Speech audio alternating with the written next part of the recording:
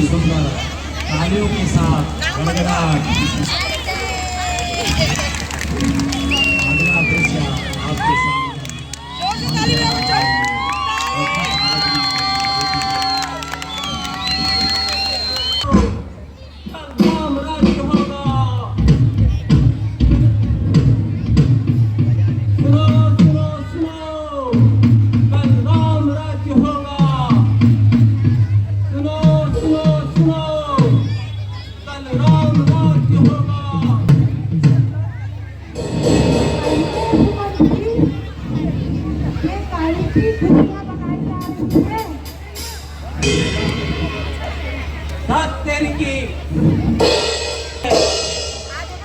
यह शुभ समाचार सुनाना है। ओहो, यह बात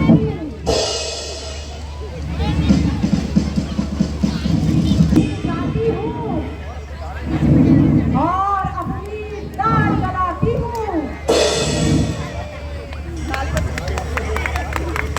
जरा रानी के दिल को समझाकर और अपने भरत को अयोध्या का राज लाती हूँ।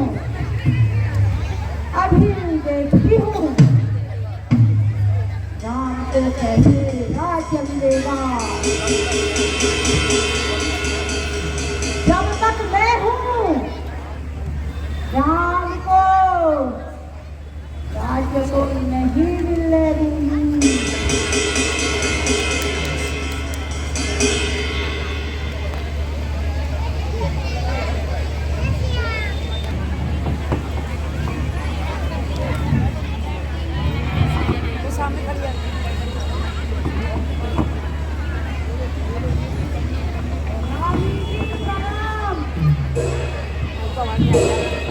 सखी रहो मंथरा, कहो आज इतनी देर कहाँ लगा दी।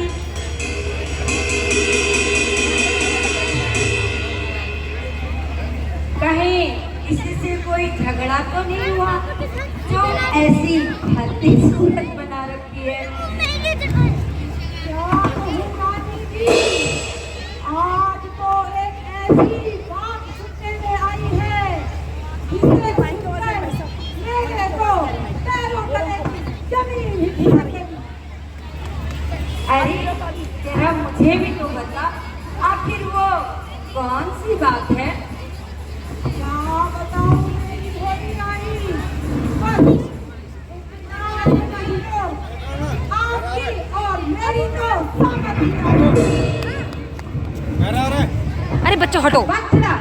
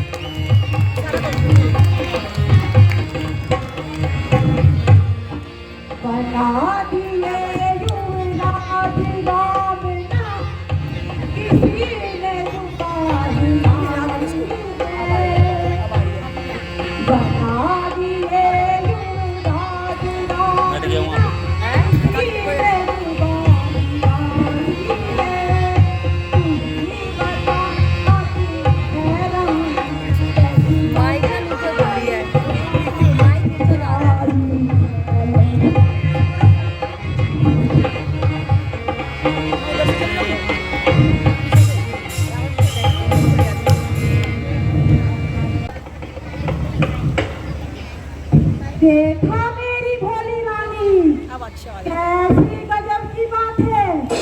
ना तो तुम्हें बताया और ना ही राजकुमार भरत को राज्य देने में ऐसी जल्दबाजी कि चट रोटी पाटी दाल ले बेटा राज्य संभाल।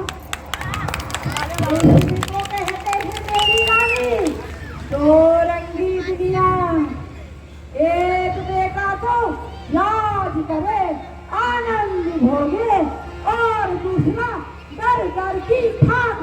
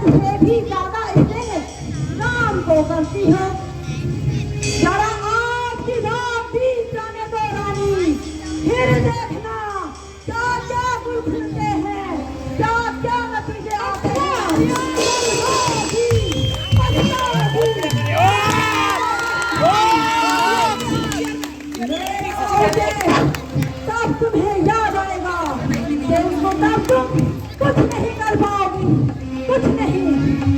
मेरा क्या तुम्हारा पुत्र राजा बने क्या कौशल्या का, मुझे तो रानी बनना नहीं। किंतु तुम जो महाराज की सबसे चहेती रानी बनने की अकड़ में हो, तुम दासी बन जाओगी, दासी बन जाओगी।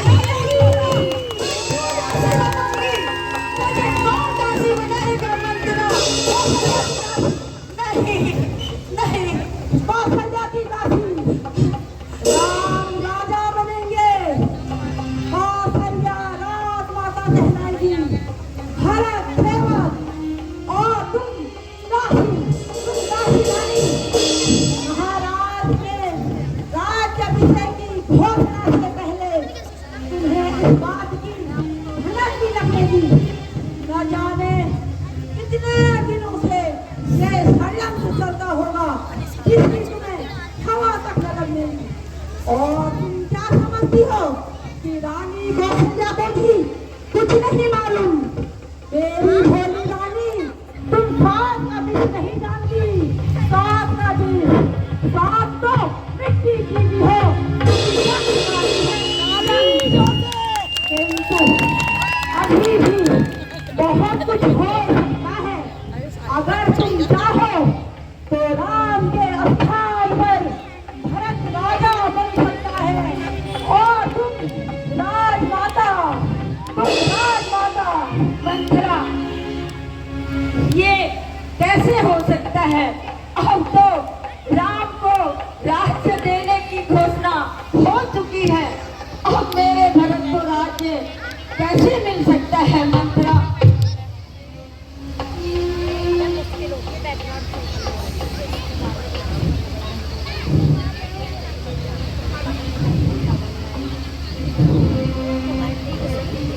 अरे यार मेरी भोली रानी, सोचो जरा सोचो, जब एक क्षण में पतन हो सकती है तो हमारे पास तो पूरी रात बाकी है रानी।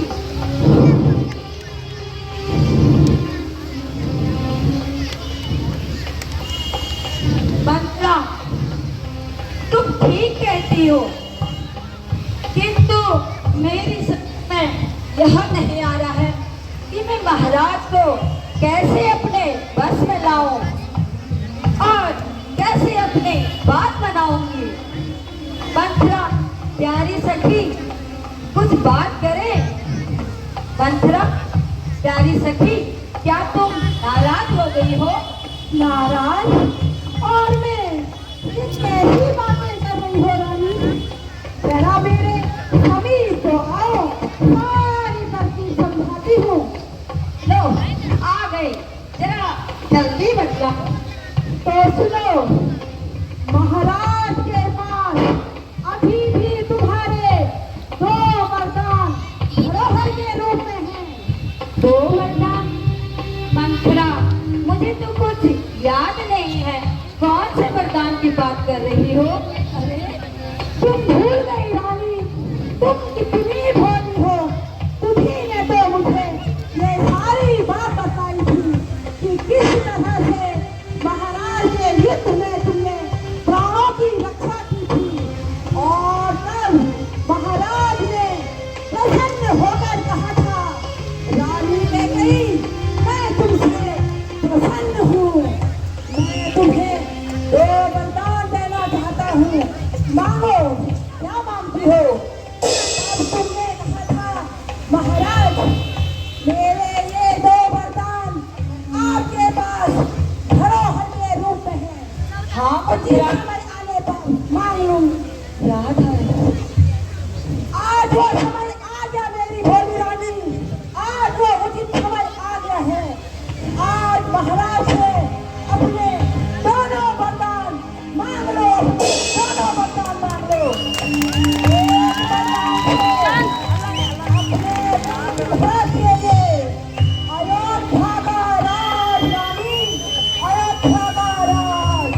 और दूसरे वरदान से कौशल्या के पुत्र राम को 14 बरस का बनवास, 14 बरस का बनवास। शाबाश मंथरा, शाबाश, तुमने ठीक समय पर याद दिलाया। अन्यथा मेरे तो बर्बाद होने के चंद घंटे ही रह गए थे।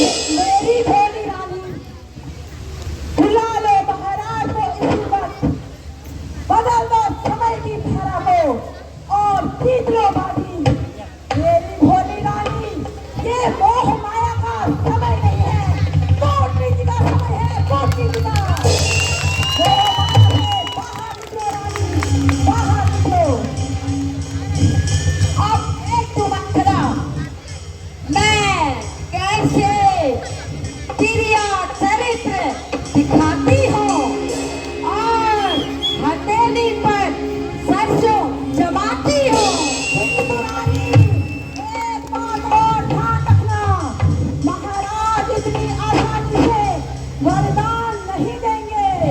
वो तुम्हें मनाएंगे, गिड़गिड़ाएंगे और हो सकता है रोएंगे। किंतु तुम अगर रहना, अगर तुम भावना में बह गई तो तुम्हें दासी बनाने से कोई नहीं रोक सकता, कोई नहीं, मैं भी नहीं। अब स्वयं तुम्हारा है रानी, तो तुम्हें राजमाता बनना है या कौशल्या की दासी, कौशल्या की दासी या राजमाता रानी, राजमाता। मंथरा, तुम चिंता मत करो, अब चाहे इधर चल सूरज उधर से उग जाए, किंतु राज तो मैं अपने बेटे को दिलाकर ही रहूंगी।